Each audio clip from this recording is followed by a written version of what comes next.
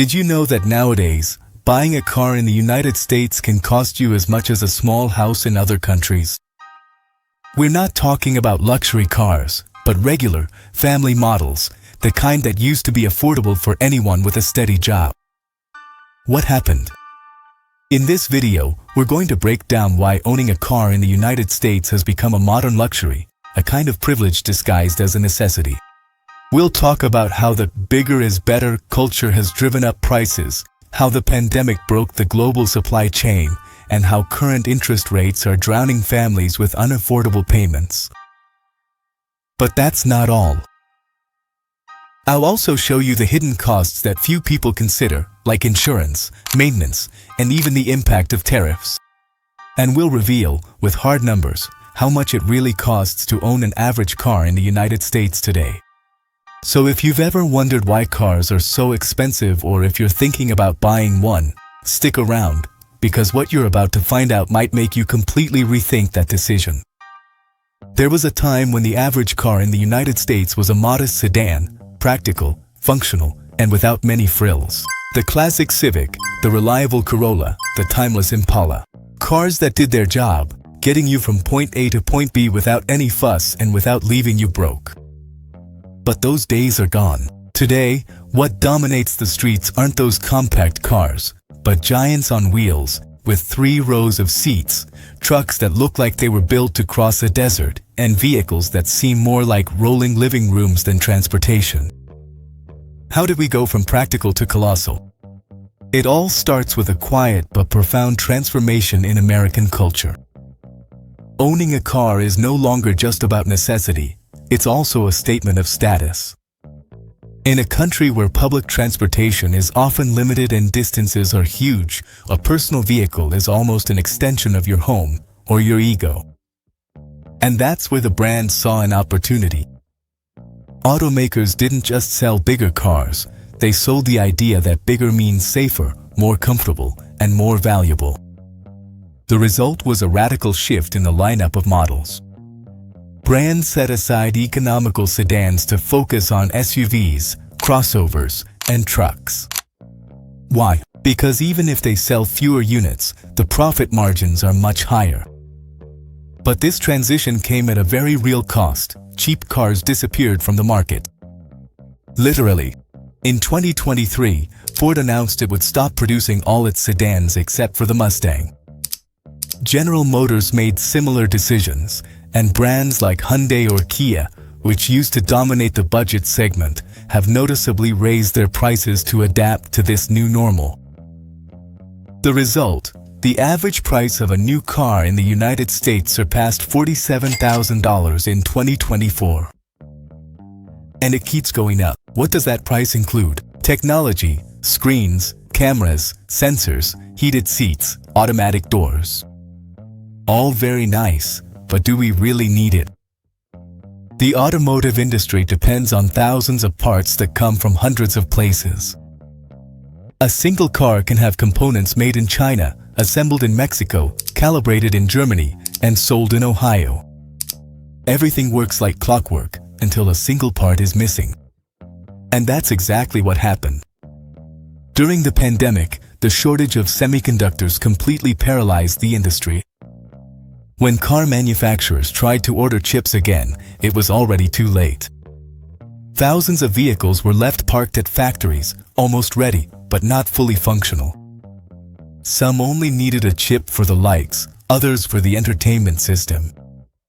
It didn't matter. Without that part, the car couldn't be sold. The law of supply and demand has no mercy. With fewer cars on the market, prices went up and dealerships took notice. Many began charging markups for highly sought-after models. The so-called scarcity adjustment became popular, which in some cases added between $5,000 and $15,000 to a car's base price. And since people needed transportation, they ended up accepting it. Buying a car in the United States is no longer just a simple transaction. It's a kind of forced marriage with the bank, because in most cases, the average buyer doesn't pay for their car in cash. They finance it, defer it, stretch it out, and in that stretching, without realizing it, they end up trapped. For years, car loans were relatively accessible, low interest rates, manageable terms, and monthly payments that fit into the budget. But that changed. When the Federal Reserve raised interest rates to fight inflation, it also made money more expensive for everyone, and that includes vehicle financing. Today, the average rate for a new car loan is over 7% per year. But that's just the average. For someone with a less than perfect credit history, it can easily go up to 10, 12, or even more. And even if the percentage seems manageable, on a loan of $40,000 or $50,000, that interest turns into thousands of extra dollars you end up paying just for using the money. What's most alarming is that loan terms have dangerously lengthened. Before, a 48-month loan was the norm. Today, the average loan in the United States is 72 months, and in many cases, it goes up to 84. 7 years. 7 years of monthly payments that often exceed $700. And that's not even counting insurance, maintenance, gas, or taxes. What at first seemed like a reasonable effort ends up being a financial burden that never lets up. Buying the car was just the beginning, because once you leave the dealership, with that new car smell still lingering on the seats, that's when what nobody told you in the commercial starts. The real expense comes afterward. In the last 3 years, the cost of car insurance in the United States has gone up by more than 30%. It's the biggest increase since the 1970s. In 2024, the national average is over $1,700 a year, but in cities like Miami, New York, or Los Angeles, it can easily go over $2,500 without batting an eye. Remember when changing a headlight cost $20 and your cousin did it in the garage? Today, many LED headlights are integrated into the electrical system. They have proximity sensors and aerodynamic design. Replacing one can cost you $1,000 or more. A broken side mirror doesn't just reflect. It has heating, a camera, blind spot sensors, and even a turn signal. The price?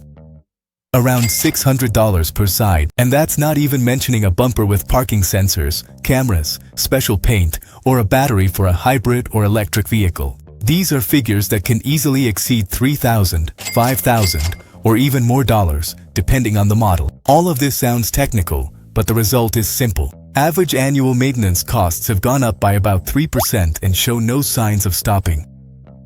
For mid-range cars, that can easily mean $1,000 to $1,500 a year for checkups, part replacements, brakes, filters, tires, and more. Think of it this way.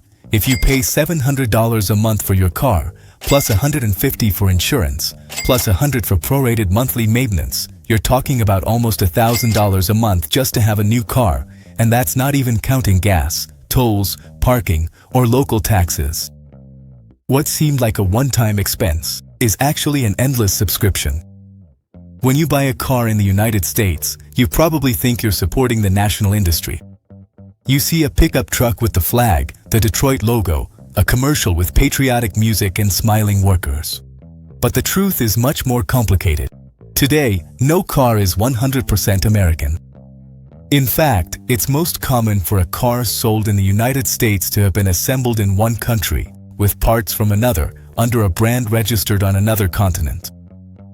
And that matters, because if trade relations between countries get tense, as has happened in recent years, the price of each of those parts goes up, and with it, the price of your car rises.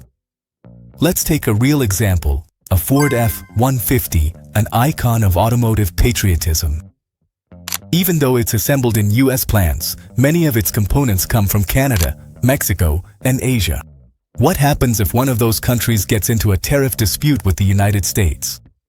Exactly, the price goes up, and not because of parts, but because of logistics.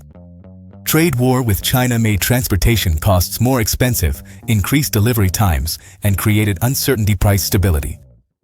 All of that adds up. There are estimates that say if 25% tariffs were applied to all imported cars or those with foreign parts, the average price of a vehicle could go up by $3,000 to $7,000. And for high-end models, the increase could be over $10,000. Think about that. This isn't a gradual increase due to inflation or technological improvements. It's a sharp jump caused by political decisions. Imagine for a moment that you're standing in front of a new car at the dealership. Its paint gleams, the engine purrs smoothly, and everything seems perfect. The salesperson smiles at you and says enthusiastically, "It's $49,000. You do some quick math in your head. Maybe I can. Maybe I really can finance it. But that figure, the one you see on the windshield, is just the beginning of the story. Today, owning a car in the United States is like signing an agreement with multiple parties: the bank, the insurance company, the mechanic, the government, and your own patience. Let's break it down with real numbers. First, the price of a new car. According to 2024 data, the average price of a new car ranges between $47,000 and $50,000. And that's just the average. That means there are plenty of models above that number. Now, if you decide to finance it, which is what more than 80% of buyers do. Second, monthly payments. Financing with an average annual interest rate of 7% and a term of 72 months. The average monthly payment is $642. By the end of the loan, you'll have paid over $53,000, including interest. And if your credit isn't excellent, that payment can easily go over $800. Third, annual insurance. As we saw earlier, the national average in 2024 was $1,715 per year. Divided over 12 months, that's about $143 a month. And that's without any accidents. If your model is more expensive or you live in a city with more theft or accidents, get ready to pay more. Fourth, annual maintenance. Maintenance, including checkups, brakes, filters, tires, and so on, is around $1,000 to $1,500 a year. Let's say $1,200 to be conservative. That's $100 a month. But if you have an electronic failure or a minor collision, that amount can easily double. Fuel and other expenses. This depends on the model, usage, and region, but on average, between gas, tolls, parking, and car washes, you can end up spending $200 to $300 a month. That means that, per year, you're spending about $14,820 just to own the car, and that's not even counting unexpected expenses, fines, or depreciation. Here's where it gets tough. New cars lose on average between 15% and 20% of their value each year. That means that in 3 years, that $50,000 vehicle is worth about $30,000 or less. So, is it a bad investment? Not necessarily. A car is still a necessity for millions of people. But it's important to understand what you're buying, not just a means of transportation, but a long-term financial commitment. There's nothing wrong with having a car. The danger is not really knowing how much it's costing you.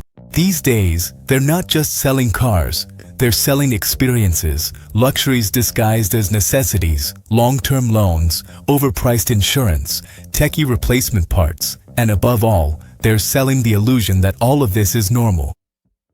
But now you know the truth. And now that you know, the next time you see a new car, don't just look at the price on the windshield, look at what's behind it.